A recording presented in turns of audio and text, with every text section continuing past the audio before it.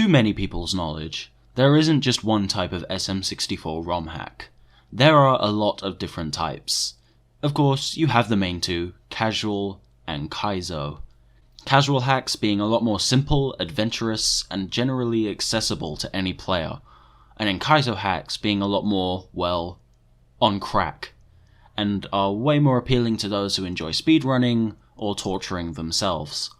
Outside of those two types are a few different subcategories. Branching off of casual hacks, you have hacks that prioritize adventure, prioritize platforming, crossover hacks, recreations of other levels, slash games, character hacks, toadstool hacks, bad hacks, and many more. For Kaizo, it's ironically a bit more straightforward. You have light Kaizo, full Kaizo, and super Kaizo. But we aren't thinking of those today. Today, we're thinking of a category that is a little different. Today, we're talking about diorama hacks.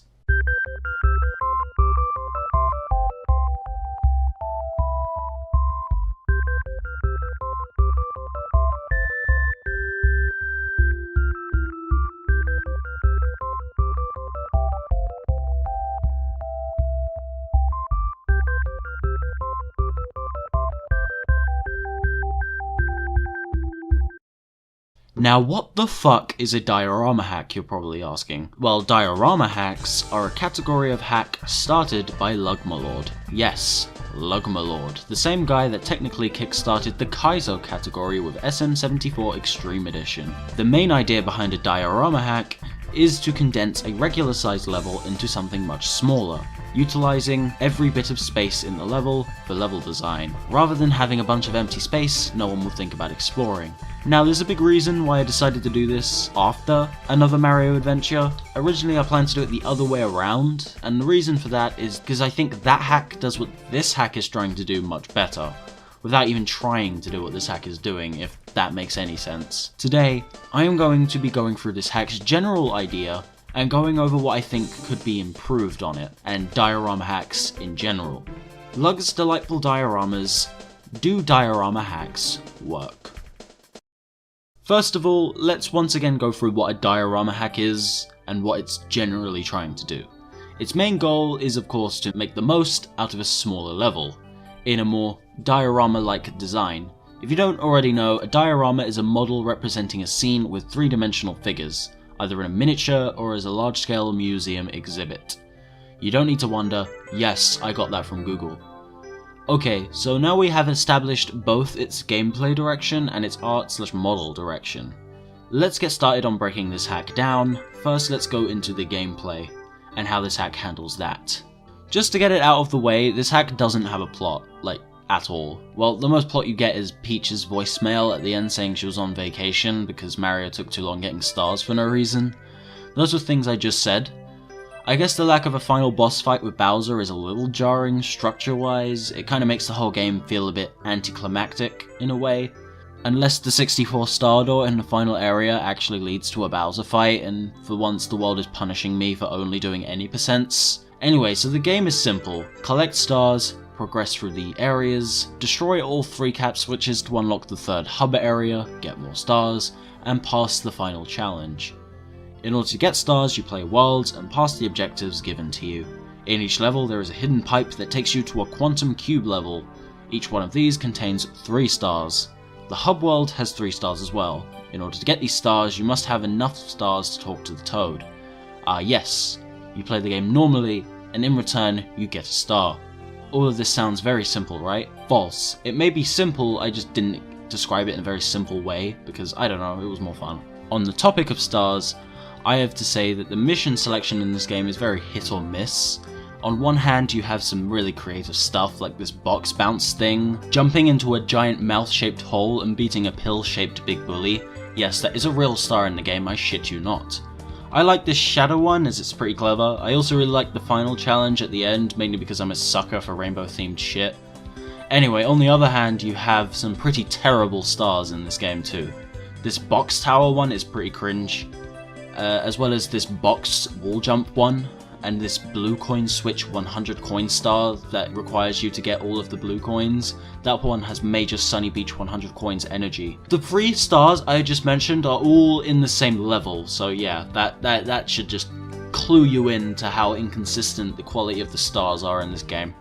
You also have this star hop one, which is kind of annoying, as the small platform thing that I mentioned in my SM74 review comes into play here. This one with the thwomp is jarring to get right, because, you know, collision shit.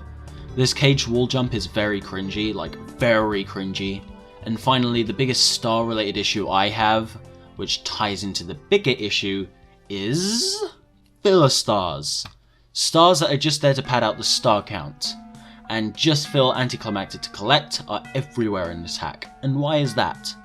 The levels are so compact that I'm pretty sure Lug had to add these filler stars to get to this 70 full star amount he had in mind, or at least get each level to have 7 stars in them. In reality, each level in this game has about the capacity for 5 stars maybe 4, but instead they have 4 or 5 stars, and a couple filler stars to pad them out. Such as the Ghost Ruins level for having a couple stars that literally just involve collecting one thing for a star to appear, even if the shadow one kinda doesn't count because it's naturally inserted into the level.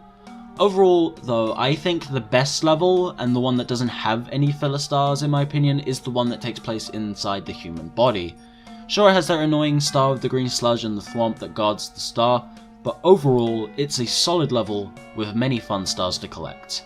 It does, however, have a separate issue that I'll explain later when I'm talking about the game's presentation and visuals. My point is, this game's levels either could be a little bigger, or the levels could have less stars in them.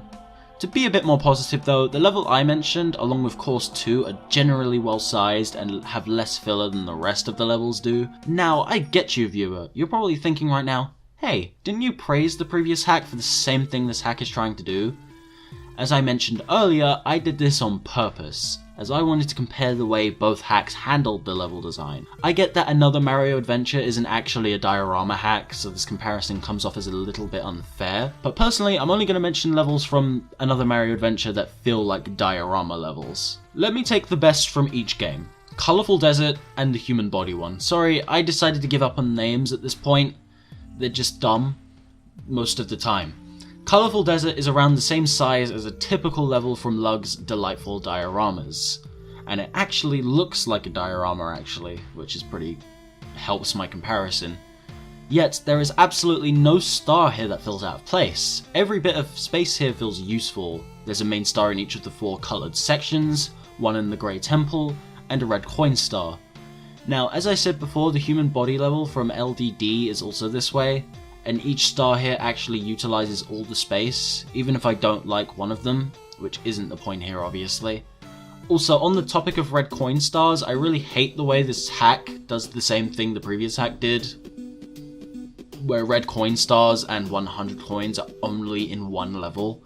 I do kind of like the choice, like, you know, sometimes you just don't want to do a star and you want to do the red coins instead because it still gives you a star out of it and they're usually pretty simple to do. Yeah, that's just something I wanted to do. This isn't even in the script, I just wanted to say this. Now, let's keep Colorful Desert, but bring in a level I don't like so much from LDD. The Smash Bros. one. Arena something. Let me finish. This level is the worst LDD level, mainly because it takes the diorama concept a little too far, to the point where the level is just a platform and each star has to add a bunch of stuff to make it work to some extent, which leads to some of the worst stars in the game hands down, 3 of which I mentioned earlier. The big bob-omb fight is okay, but the rest is... I don't even know what the last one is, to be honest. Seriously, the show must go on? What does that even mean? Okay, so now we've discussed filler stars and how the space in this hack is distributed, let's briefly talk about difficulty and get it out of the way. You can see I'm being different in this episode, but we still gotta go over this kind of shit for some reason. The difficulty in this hack is inconsistent. As I said before, some stars are easy, some are annoyingly hard at times, and those aren't placed along a consistently rising growth of difficulty, they are difficulty spikes, my natural enemy. One moment you have a star where all you have to do is collect a star thing while avoiding an easy to avoid enemy you can just damage boost through, and the next moment you're trying to get the 100 coin star of the level by collecting all the blue coins in a very inconvenient time limit. The kicker is that the 100 coin star takes place before the easy to avoid enemy star. Good difficulty progression right there. There's also this easy as fuck big bully fight that takes place in the last level, the same level that contains the caged wall jump bullshit I mentioned earlier.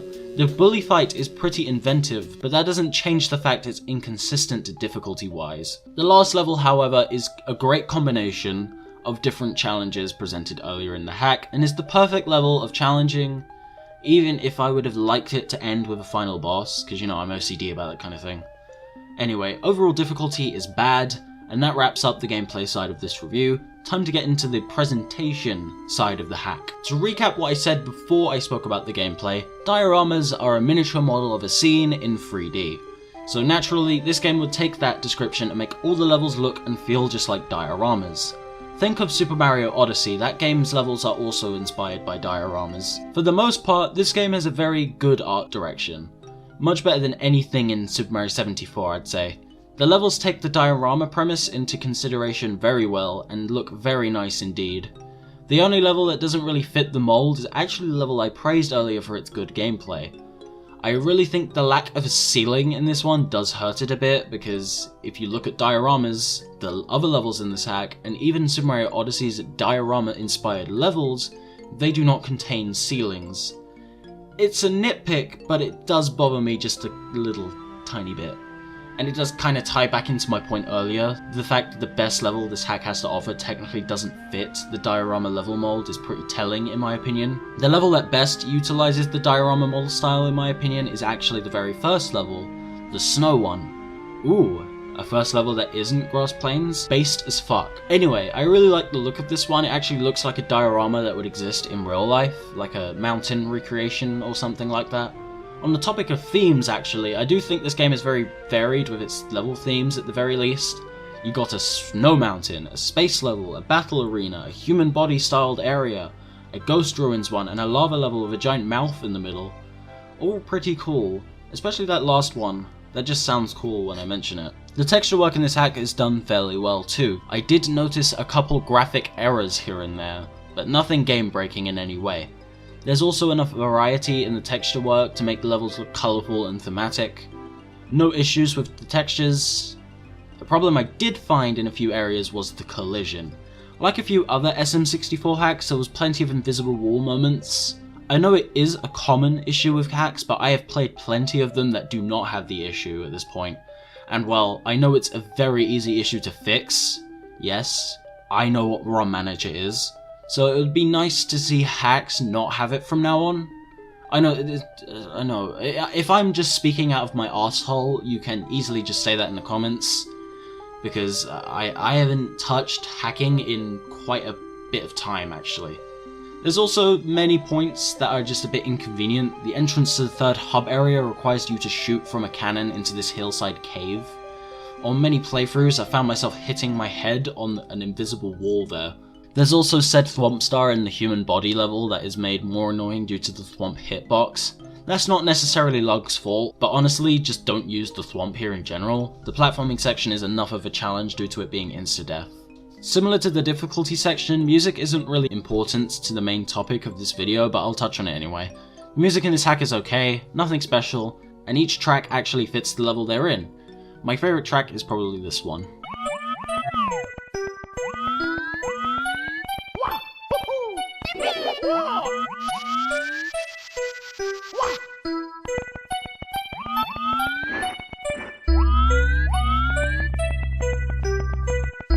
Overall, it's fine.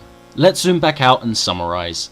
Overall, I'm not indifferent to the concept of diorama hacks, I just don't think it works as well as it could here, which is mainly due to the fact I think the hack overall is just okay, which is probably why I had to add so much to this review in order to make it interesting, as I'll just be repeating myself the whole way through, to be honest.